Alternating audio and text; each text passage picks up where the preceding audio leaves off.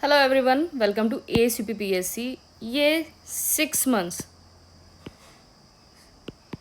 Months आपका जून, जुलाई, अगस्त, सितंबर, अक्टूबर और नवंबर।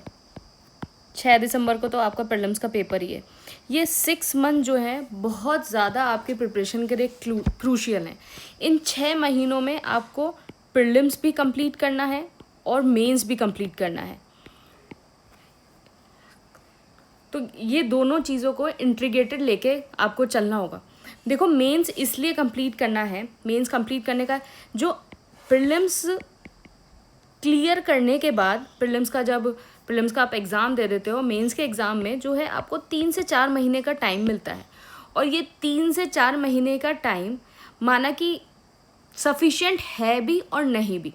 देखो, सफिशिएंट अगर अभी आप प्रिपरेशन कर लोगे और ये जो 3 से 4 महीने का टाइम है, इनमें आप जो है रिवीजन कर सकते हो और एक बहुत अच्छा अपना चीज़ों को कंसोलिडेट कर सकते हो और आंसर राइटिंग में इनोवेशन ला सकते हो, जो प्रीलिम्स के बाद का टाइम होता है। तो देखो, आपने यहाँ प्रीलिम्स दिया, फिर आपको 3 से 4 महीने का टाइम मिलता है मेंस के लिए। तो इन 3 से 4 महीने में आप सबसे पहले अपने सिलेबस को कंसोलिडेट करेंगे,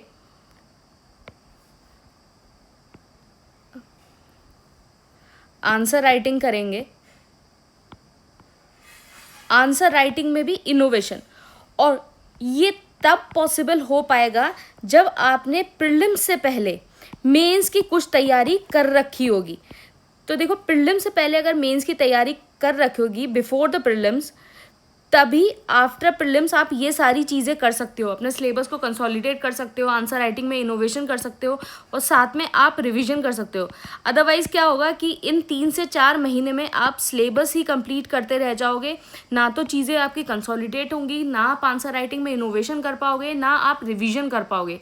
तो क्या है, जो कॉन्फिडेंस लेवल है वो इतना ज़्यादा हाई नहीं रहेगा। तो ये बिफोर प्रीलिम्स का जो टाइम है, आपका जून हो गया, जुलाई हो गया और अगस्त, ये जो 3 महीने हैं इनको आप यूटिलाइज करिए, आप अपना मेंस का सिलेबस कंप्लीट कर लें। तो हम अभी आपको शेड्यूल बताएंगे, उस शेड्यूल में हम 100% मेंस का सिलेबस आपका कि किस तरीके से कंप्लीट होगा उसको कराने की कोशिश करेंगे, उसको कराएंगे। लेकिन आप अपनी तरफ से क्या कोशिश करना कि कम से कम 60 to 70% जो सिलेबस है वो इस टाइम में कंसोलिडेट कर लो। मतलब जून, जुलाई, अगस्त में जो है 60 to 70% कंसोलिडेट कर लो। मतलब आप सिलेबस तो पूरा कंप्लीट करने की कोशिश करो, लेकिन कंसोलिडेशन मतलब आपको बिल्कुल काफ़ी सारी चीज़ें कंठस्थ हो जाएं कि हाँ, ये इसका ये आंसर होगा, इसका वो आंसर होगा, ये होगा। तो इस तरीके से चीज़ों को आप कंसोलिडेट कर लो। तो प्लान ऐसा रहेगा कि जून, जुलाई, अगस्त में हम प्रीलिम्स और मेंस को दोनों को इंटीग्रेट करके चलेंगे और सितंबर, अक्टूबर में जो है, अक्टूबर और नवंबर में प्रीलिम्स एक्सक्लूसिव जो है हम तैयारी करेंगे, प्रीलिम्स एक्सक्लूसिव। तो इसमें क्या है, आप अपना मेंस का सिलेबस भी आप अपना कंप्लीट कर लोगे और प्रीलिम्स का तो आपका साथ के साथ चल ही रहा है। अच्छा, एक चीज़ और कर लेना कि ये टॉपर्स की कॉपी है, 2024 के टॉपर्स की भी और 2023 के टॉपर्स की भी सारी कॉपी जो है टेलीग्राम चैनल ASUPPSC पे सारी कॉपी अपलोडेड है, 2023 वालों की भी और 2024 वालों की, ये देख लेना। और ये प्रेडिक्शन PDF भी अपलोडेड है। ये जो लिंक्स हैं आप इनको क्लिक कर सकते हो और आप जो है PDF पे पहुंच जाओगे। ये ड्राइव्स के लिंक्स और टेलीग्राम के लिंक्स हैं। इससे क्या फ़ायदा होगा, इससे ये होगा कि टेस्ट सीरीज़ में किस तरीके के क्वेश्चन आते हैं और हम उनको किस तरीके से आंसर को यूटिलाइज कर सके। देखो, इसका हाइट ऑफ प्रेडिक्शन मैं आपको एक चीज़ दिखाती हूँ कि ये तो आपका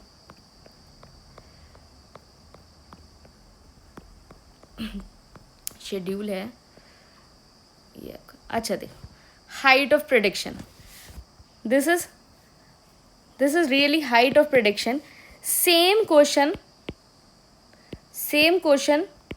asked in ethics का पेपर, ethics का आप UPPSC 2025 का पेपर आप निकालिएगा। और सेम ये क्वेश्चन, और ये क्वेश्चन जो है हमने टेस्ट सीरीज में दे रखा था, और आप इसका सिनॉप्सिस देखिए। तो अगर आप ऑलरेडी अगर सिनॉप्सिस को अगर आप प्रिपेयर करके चले जाते हो तो आपकी काफ़ी सारी चीज़ें कंप्लीट हो जाती है। वो इसलिए भी देखिए 99 क्वेश्चंस 99 क्वेश्चन जो है एग्जैक्टली 99 क्वेश्चंस एग्जैक्टली जो है वो आपके आंसर राइटिंग प्रोग्राम से आए हैं मेंस में, और प्रीलिम्स में आपके 100+ क्वेश्चंस आपके प्रीलिम्स से आए हैं। मैं आपको प्रीलिम्स का भी दिखा दूं। ये ये तो सॉरी मेंस का यूपी स्पेशल का प्रेडिक्शन है। देखिए ये प्रीलिम्स के क्वेश्चन है कि हम लोगों ने जो नोट्स प्रोवाइड किए थे कि कोल प्रोड्यूसिंग कौन सा स्टेट है, ये ग्लोबल एनवायरनमेंट फैसिलिटी, तो टेस्ट सीरीज और नोट्स से ये जो है और करंट अफेयर से ये क्वेश्चंस आए हैं। आप ये सारे क्वेश्चंस देख सकते हैं।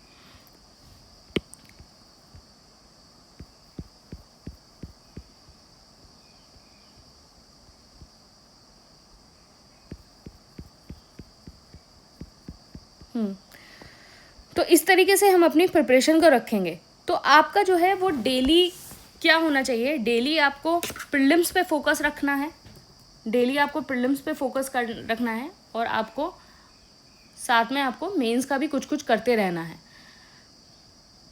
तो आप प्रीलिम्स की क्या चीज़ें करनी है,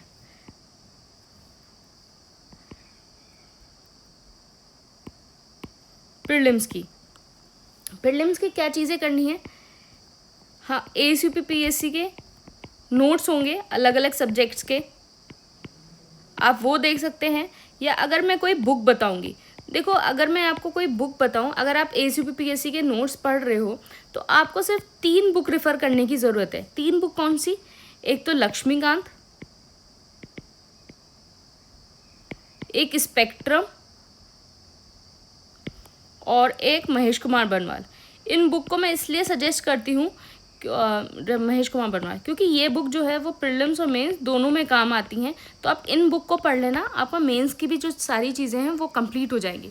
तो एक तो सबसे पहले आपको क्या करना है, ASUP PSC के नोट्स के साथ ये 3 बुक, सिर्फ 3 बुक रेफ़र करनी है। इन 3 बुक को रेफ़र करना है। साथ में आप ASUP PSC का टेस्ट देंगे। ASUP PSC का टेस्ट मैं इसलिए बोल रही हूँ, देखो 100+ क्वेश्चंस जो हैं वो प्रीलिम्स में आपके डायरेक्टली आए हैं, तो आप टेस्ट देते हो, आपको कॉन्फिडेंस लेवल बहुत ज़्यादा अच्छा हो जाता है। और इस बार हम लोगों ने एक चीज़ और इनकॉर्पोरेट करी है टेस्ट में।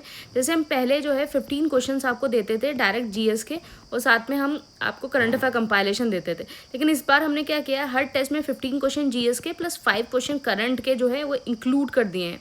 और 5 क्वेश्चन करंट के वो इस तरीके से इंक्लूड कर रहे हैं कि कुछ क्वेश्चंस आपको करंट अफेयर कंपाइलेशन में भी नहीं मिलेंगे एडिशन के लिए। तो इट्स अ लर्निंग प्रोसेस, आपको एक लर्निंग प्रोसेस आपको वो क्रिएट होगा। और इन 5 जो हर टेस्ट में क्वेश्चन कर रहे हैं उससे आपके काफ़ी सारे क्वेश्चन पेपर में आ सकते हैं। फिर आप क्या करेंगे, करंट अफेयर कंपाइलेशन। देखो मैं आपको हमेशा सजेस्ट करती हूँ कि अगर आप ASUP PSC का करंट अफेयर पढ़ रहे हो, ASUP PSC का करंट अफेयर, तो आपको कुछ और पढ़ने की ज़रूरत नहीं है। This is more than sufficient है। अदरवाइज क्या है कि आप कोई भी एक मंथली प्लस एक ईयरली बुक पढ़ लेना। ASUP PSC जो अपना करंट अफेयर देता है वो मंथली देता है। अब आप ये बोलेंगे कि मंथली पढ़ने की क्या ज़रूरत है। देखो मंथली पढ़ने की ये ज़रूरत है, मंथली के क्या बेनिफिट है, मंथली करंट अफेयर्स के क्या बेनिफिट है। एक तो क्या है कि आप हर महीने अपना करंट अफेयर्स कंप्लीट करते जाते हो, तो लास्ट मिनट जो पैनिक होता है ना, कि लास्ट मिनट पैनिक होता है कि यार अभी तो करंट अफेयर्स भी पढ़ने हैं, वो नहीं रहता है। लास्ट मिनट पैनिक एलिमिनेट हो जाता है। दूसरी चीज़ें क्या है कि जो UPPSC है वो बहुत सारी चीज़ें क्रोनोलॉजी में पूछ लेता है, क्रोनोलॉजी में कि इस मंथ में कौन सा, मैं आपको दिखा देती हूँ, आपको देख के ज़्यादा समझ में आएगा अच्छे से बेटर कि क्रोनोलॉजी में कैसे पूछ लेता है वो UPPSC चीज़ें। प्रेडिक्शन PDF में है वो। अच्छा प्रीलिम्स की प्रेडिक्शन ये है, प्रीलिम्स की प्रेडिक्शन ये है। तो देखो जैसे ये क्वेश्चन है कि ये चंद्रयान 3 जो है कब लॉन्च हुआ, आदित्य L1 कब लॉन्च हुआ। तो इसमें क्या है, जब आप मंथली करंट अफेयर्स पढ़ते हो ना, तो आपको एक आइडिया रहता है, यार ये वाला जो करंट अफेयर है वो जुलाई में पढ़ा था, ये वाला अप्रैल में पढ़ा था, एटलीस्ट मंथ याद रहते हैं। तो आप, क्योंकि यार ऐसे तो कोई डेट याद रहने वाली है नहीं कि एक आध का याद रह गया कि हाँ यार चंद्रयान का याद रह गया, किसी और का याद रह गया, एग्जैक्टली डेट याद नहीं रहने वाली। लेकिन अगर आप जैसे मंथली करंट अफेयर्स पढ़ते हो तो आपको एक मंथ का आइडिया रह जाता है, तो कि हाँ इस मंथ में ये चीज़ हुई थी। शायद एक आध क्वेश्चन और आया है इस टाइप का, तो आपको आइडिया हो।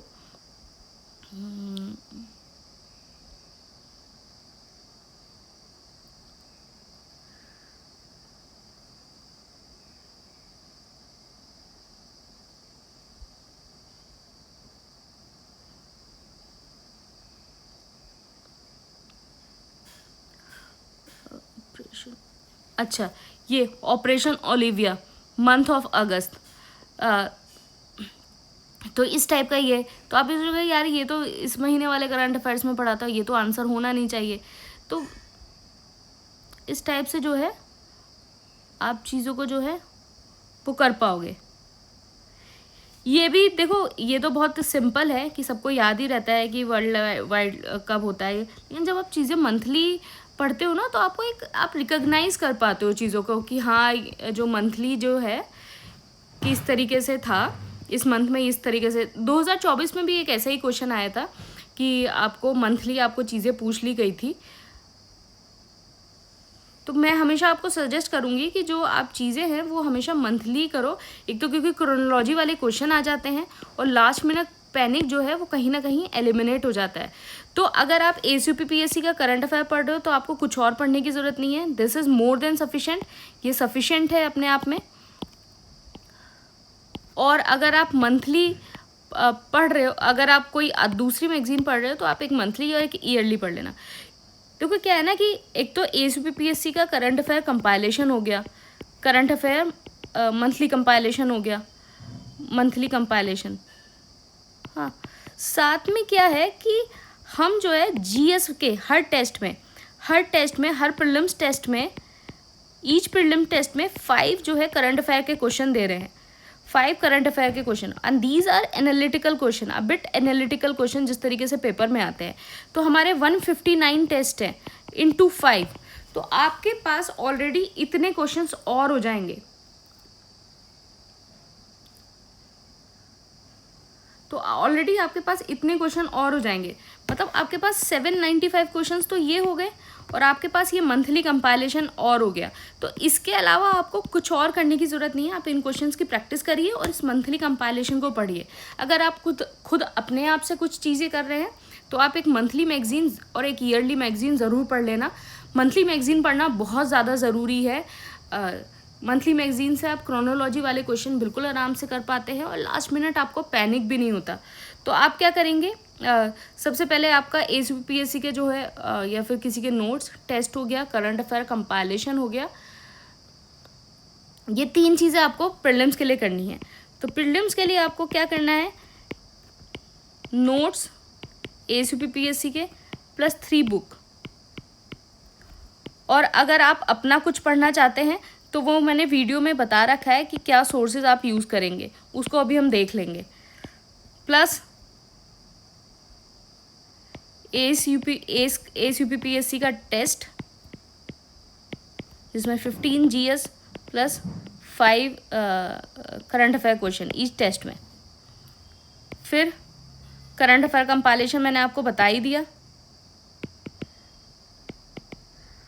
फिर PYQ, देखो PYQ 2 तरीके से हैं, या तो घटना चक्र की 8 बुक्स आती हैं, आप वो कर सकते हो, या यूथ कंपटीशन की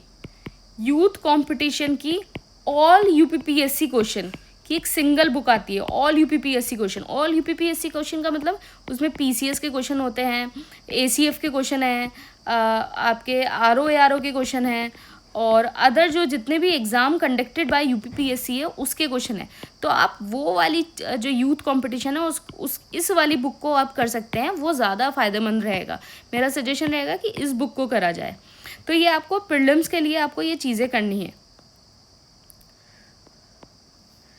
फिर रही आपकी मेंस की बारी। मेंस की बारी ये आपको प्रीलिम्स के लिए ये डेली करना है, डेली, और हम शेड्यूल में आपको बताएंगे किस तरीके से करना है। तो फॉर एग्जांपल जैसे 27 मई को पॉलिटी है एंड पॉलिटी में आपने ये वाला चैप्टर पढ़ा, इसका आपने ये टेस्ट दिया, जनवरी का करंट अफेयर्स पढ़ा, और इस तरीके से आप जो है शेड्यूल वाइज चीज़ों को करेंगे। मेंस में क्या है, मेंस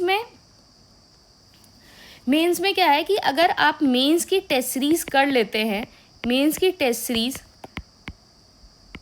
प्लस उसके सारे सिनॉप्सिस अगर आप पढ़ लेते हैं तो आपका आराम से 80% ऑफ द सिलेबस, 80% या more than 80% of the syllabus जो है वो आराम से कवर हो जाएगा। वो मैं इसलिए बोल रही हूँ, देखिए आप जो है आप यहाँ देख सकते हैं कि 99 एग्जैक्ट क्वेश्चन जो हैं वो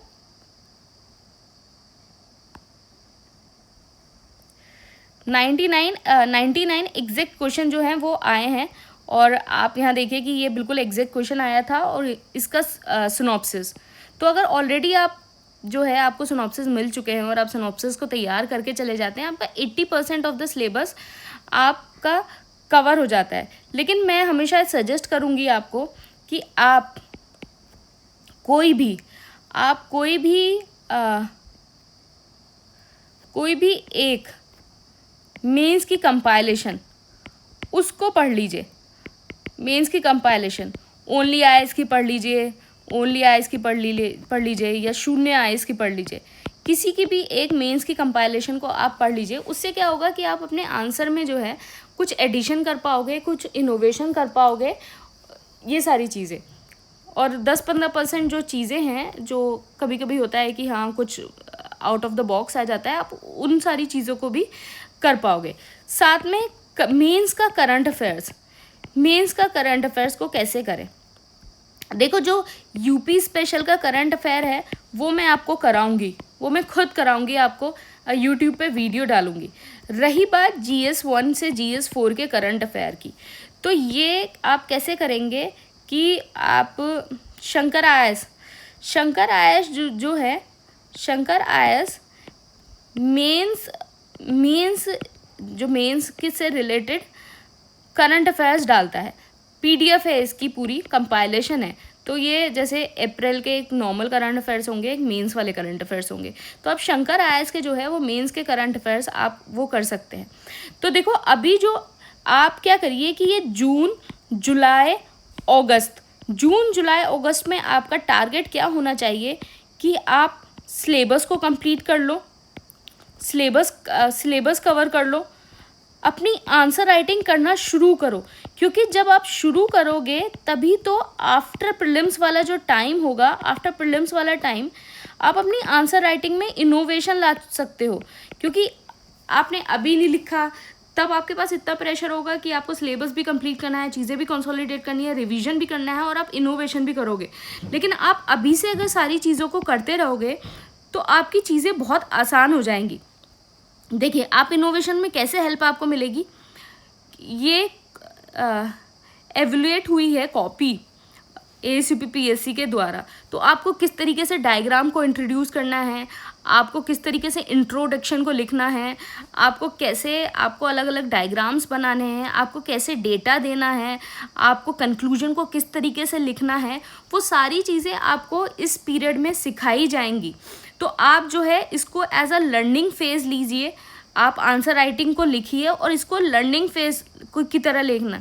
आपको आंसर लिखना आता हो या नहीं आता हो, इट डजेंट मैटर।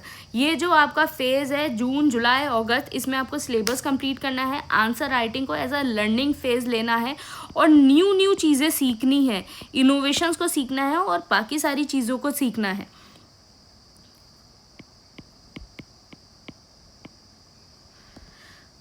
इन सारी चीज़ों को सीखना है। तो मुझे लगता है कि तो आप क्या है कि आपको डेली 2 GS के क्वेश्चंस मिलेंगे, टॉपिक्स आपको बता दिया जाएगा। आप इस कंपाइलेशन से या कहीं से भी आप अपने चीज़ों को पढ़िए, उसको पढ़ने के बाद आपको 2 क्वेश्चन मिलेंगे, आप उनको राइट करना, उसके बाद आपकी कॉपी एवेल्युएट होगी। हाँ, फिर उसमें आप देखेंगे कि क्या गलती है क्या नहीं गलती है, और फिर उसके बाद उस तरीके से आप अपनी चीज़ों को करेक्ट करेंगे और अपनी चीज़ों को इनोवेट करेंगे। इस तरीके से जो आंसर राइटिंग है वो आपका लर्निंग प्रोसेस हो जाएगा, आपका सिलेबस कंप्लीट हो जाएगा और आंसर राइटिंग भी आप कहीं ना कहीं आप सीख जाएंगे। तो इस तरीके से आपको चीज़ों को लेके आगे बढ़ना है। बाकी टॉपर्स की कॉपी ज़रूर देख लेना, टॉपर्स की कॉपी से एक आइडिया रहता है कि किस तरीके से टॉपर्स लिख रहे हैं। और मैं सजेस्ट करूंगी कि 2024 के टॉपर्स और 2023 24 और 23 के दोनों के टॉपर्स की कॉपी देखना, ये दोनों के 24 के और 23 के। अच्छा, हम ये शेड्यूल डिस्कस कर लेते हैं।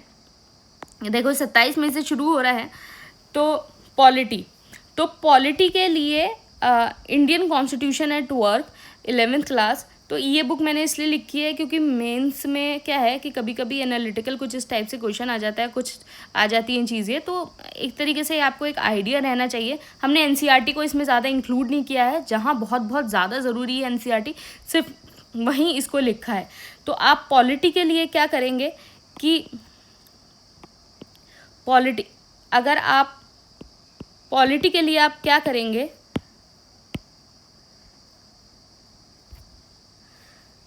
या तो एएसयूपीपीएससी के नोट्स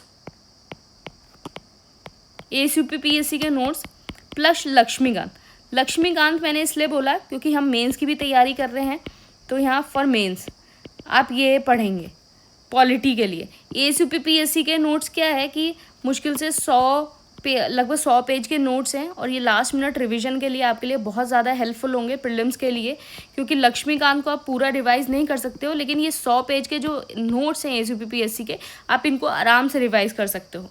साथ में हम टेस्ट देते रहेंगे, और ये टॉपिक लिखे हुए हैं कि आपको कौन से कब पढ़ने हैं, साथ में करंट अफेयर्स की आपको कंपाइलेशन मिलेगी, उस तरीके से आपको कंप्लीट करना है।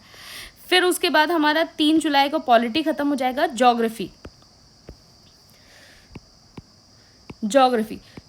में क्या है, या तो आप एएसयूपीपीएससी के नोट्स प्लस महेश कुमार बनवाल,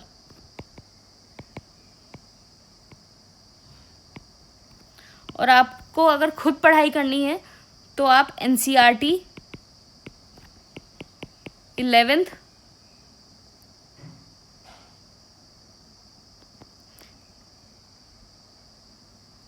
NCERT 11th 12th plus Mahesh Kumar बनवाल।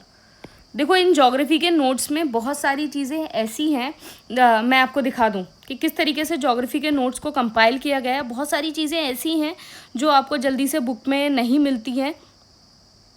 से फॉर एग्जांपल ये देखो, ये क्वेश्चन आया था कोल प्रोड्यूसिंग स्टेट। तो नोट्स जो हैं काफ़ी सारे हैंड रिटन नोट्स हैं और टाइप नोट्स, दोनों तरह के नोट्स हैं। तो इसमें सारे कि कॉल प्रोड्यूसिंग स्टेट की वेस्ट बंगाल का कौन सा है, ये है। तो ये जो नोट्स हैं वो 3-4 बुक्स को देख के, जैसे माजिद हुसैन हो गया, एनसीईआरटी हो गया, आपके पीवाईक्यू हो गया, उनको सबको देख के ये पूरी लिस्ट बनाई गई है कि कौन सी चीज़ें कहाँ हैं। तो ये ज्योग्राफी के नोट्स में जो वैल्यू एडिड नोट्स हैं, तो बेसिकली हम ज्योग्राफी के नोट्स जो हैं वो वैल्यू एडिड नोट्स हैं, जो आपको जनरली इतनी आसानी से जो है वो कहीं मिलेंगे नहीं। तो इसमें सारी वैल्यू एडिड नोट्स हैं ये ज्योग्राफी के एएसयूपीपीएससी के। साथ में आप जो है वो टेस्ट तो दे ही रहे हो, और टेस्ट के साथ आप करंट अफेयर्स तो कर ही रहे हो। सारी चीज़ें हो गई। फिर आई हिस्ट्री की बात।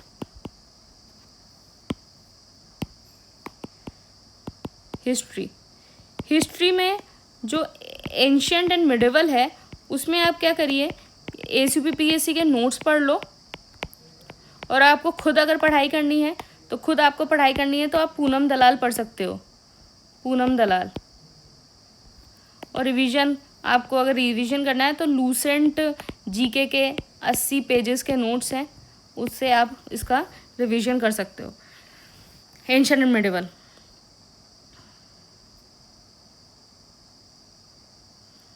फिर आप क्या है कि आपने 15 सितंबर तक एंशिएंट मिडिवल ख़त्म कर ली। 16 सितंबर से आपका मॉडर्न शुरू है।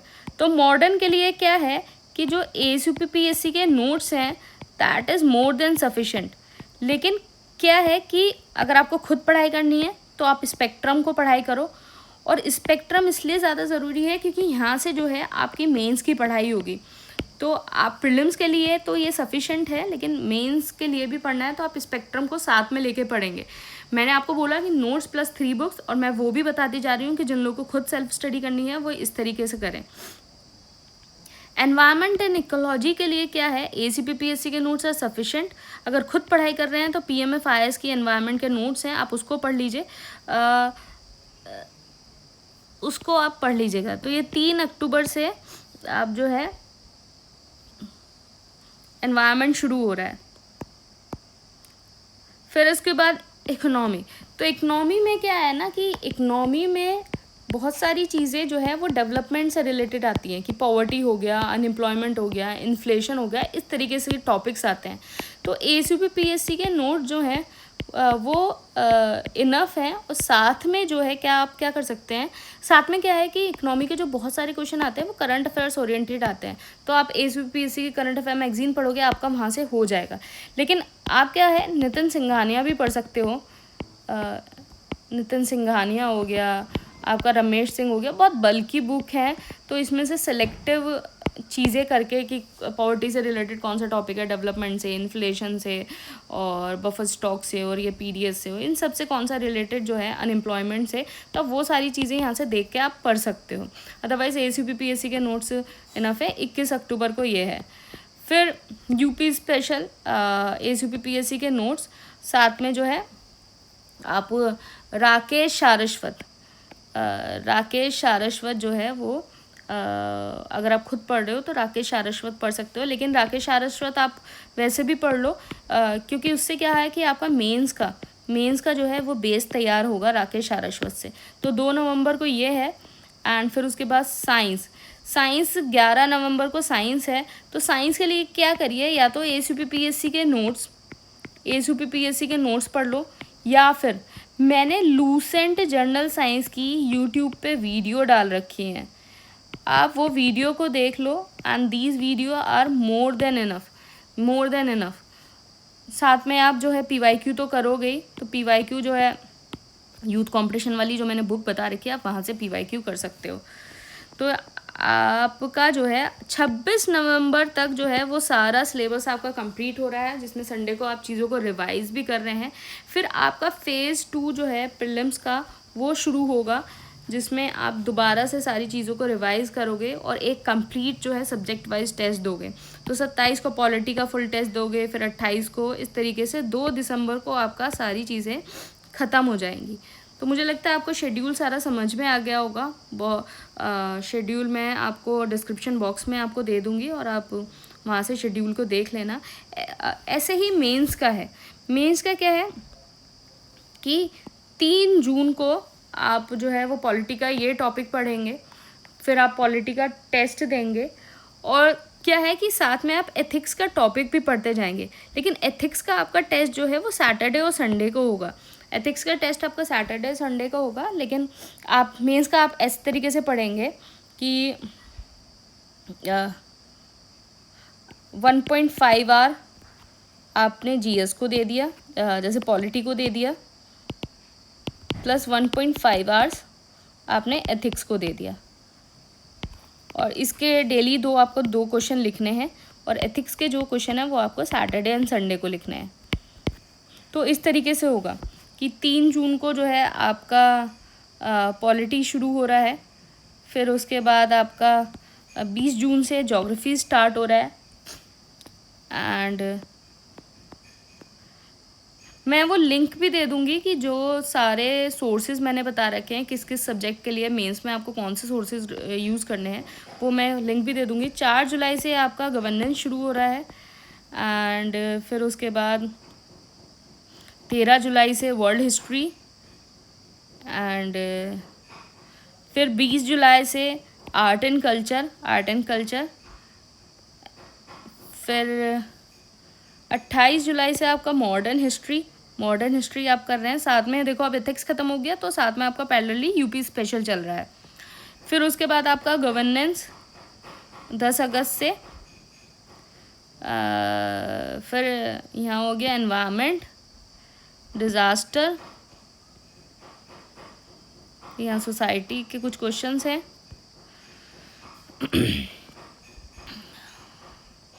फिर आपका 5 सितंबर से सिक्योरिटी है, और ये 8 सितंबर को आपका पूरा सिलेबस आपका कंप्लीट हो जाएगा। तो 3 जून से लेके 8 सितंबर तक आप प्रीलिम्स प्लस मेंस पढ़ेंगे, और फिर उसके बाद 9 सितंबर से आप 2 दिसंबर तक प्रीलिम्स ओनली की तैयारी करेंगे।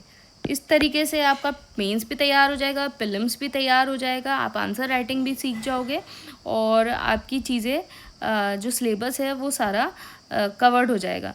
बाकी जो ये बुक्स हैं, मेंस के लिए कौन सी बुक रेफ़र करनी है, क्या रेफ़र करना है, ये जो है मैं आपको ऑलरेडी मैंने वीडियो बना रखा है, उसका लिंक मैं आपको शेयर कर दूँगी। मुझे लगता है सारे डाउट्स क्लियर हो गए होंगे। अगर स्टिल कोई डाउट है किस तरीके से चीज़ों को करना है, वो आप कमेंट बॉक्स में पूछ सकते हैं। बाकी आपको मैंने प्रेडिक्शन पीडीएफ तो दिखाई दिया, मेंस का तो आपको दिखाई दिया, एंड प्रीलिम्स का भी मैंने आपको ये दिखाई दिया प्रेडिक्शन पीडीएफ। सारे क्वेश्चंस जो हैं कौन कौन से आए हैं। बाकी आप टॉपर्स की कॉपी ज़रूर देख लेना, टॉपर्स की कॉपी। चलिए, तो अपनी प्रिपरेशन को शुरू करो, बिल्कुल कंसिस्टेंट रहो, और यही टाइम है, मेक और ब्रेक का टाइम है, और कंसिस्टेंट रहो। 6 महीने कोई बहुत बड़ा टाइम नहीं होता कंसिस्टेंट रहने के लिए। अगर आप इन 6 महीने में कंसिस्टेंट रहोगे तो चीज़ें जो है बहुत आसानी से कंप्लीट हो जाएंगी, और आपको खुद कॉन्फिडेंस फील होगा। तो thank you and all the best.